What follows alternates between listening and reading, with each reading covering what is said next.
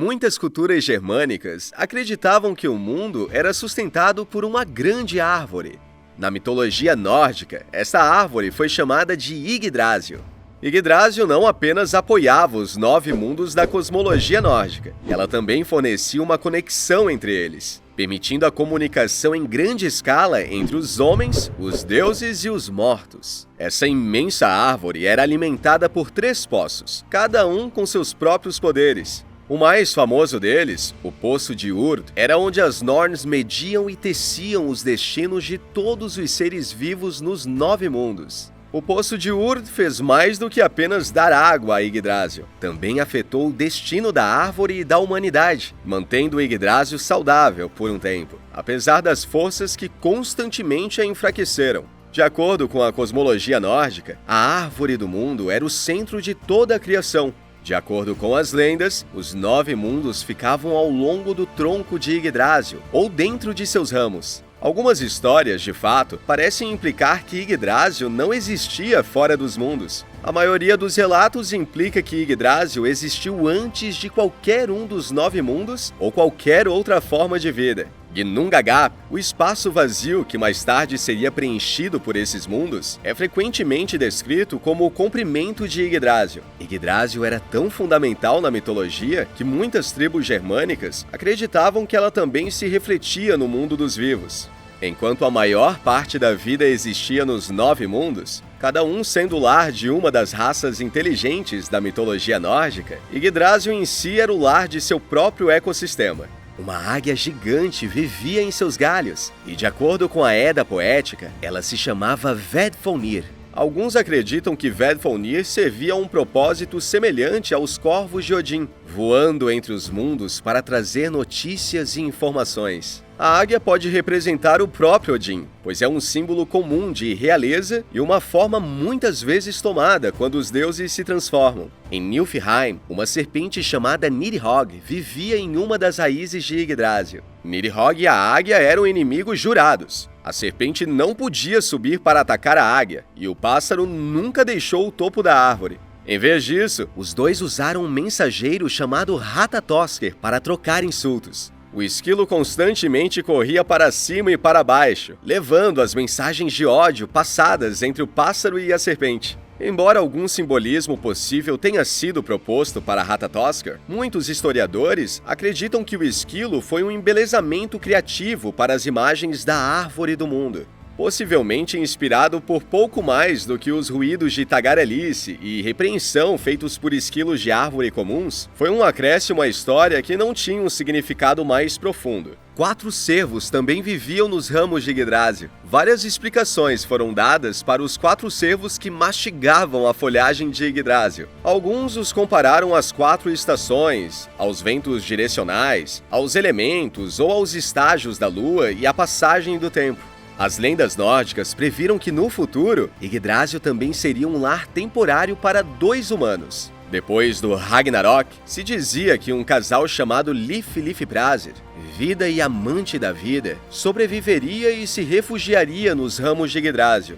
Quando o mundo fosse destruído, eles permaneceriam escondidos na grande árvore e sobreviveriam de suas folhas. À medida que novas terras surgissem em Midgard, no entanto, eles deixariam a proteção da árvore e retornariam para repovoar o mundo recém-refeito. A função primária de Yggdrasil na mitologia não era como suporte para os 9 mundos, mas como a expressão máxima da árvore sagrada. As árvores sagradas eram um aspecto central da antiga religião germânica. Tanto os relatos contemporâneos quanto as evidências arqueológicas mostram a importância dessas árvores nas antigas culturas europeias. Acreditava-se que essas árvores sagradas conectavam os mundos dos homens, dos deuses e dos mortos. Como tal, eles eram locais importantes para oração e lembrança. Como muitas formas de Yggdrasil e dos 9 mundos, os poços que alimentavam a árvore do mundo receberam vários nomes, locais e funções. As 3 fontes de água que alimentavam Yggdrasil eram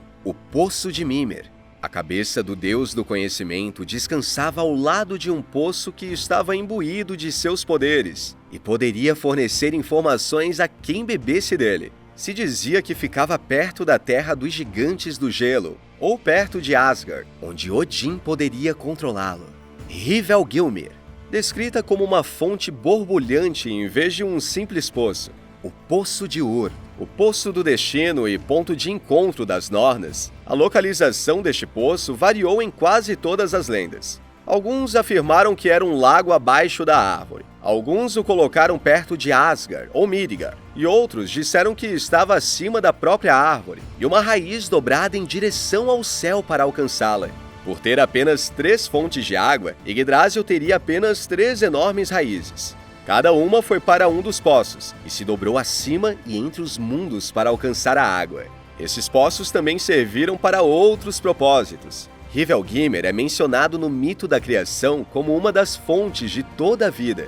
As temperaturas frias ao seu redor fizeram com que a água do poço congelasse, formando Niflheim antes que os outros mundos fossem criados. O calor de Muspelheim fez com que pequenas quantidades de gelo derretessem e caíssem em direção ao Reino do Fogo.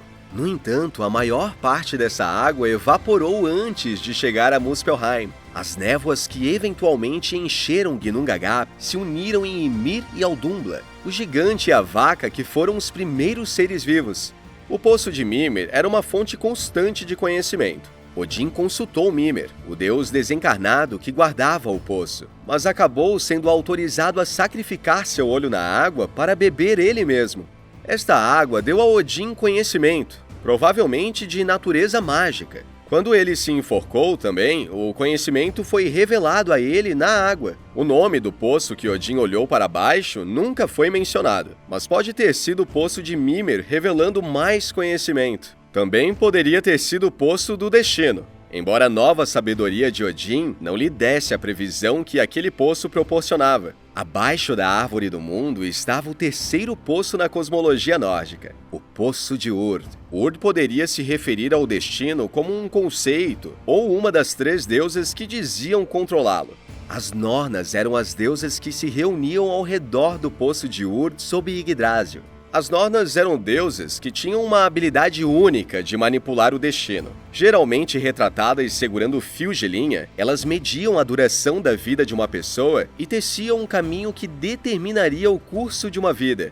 Em outros relatos, no entanto, o destino foi gravado na própria Yggdrasil. As Nornas usavam runas mágicas para esculpir o que predisseram nas raízes da árvore, tornando o destino uma parte permanente da árvore do mundo. A Edda poética afirma que o Poço de Urd é, na verdade, um grande lago que fica abaixo de Yggdrasil. Esse poço é pantanoso e coberto por um barro denso que torna impossível para qualquer um, exceto as Nornas, olhar para ele.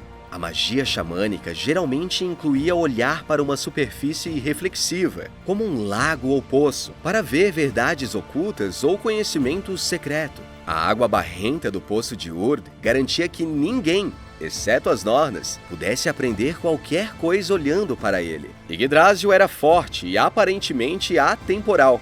Através dos tempos, no entanto, mostrou sinais de estar sob constante ataque. Muitas das criaturas que viviam nela causaram danos irreversíveis. Nidhogg constantemente mastigava a raiz que o aprisionava. Isso não apenas causou danos físicos, mas também permitiu que o seu veneno potente se infiltrasse lentamente e firmemente na árvore.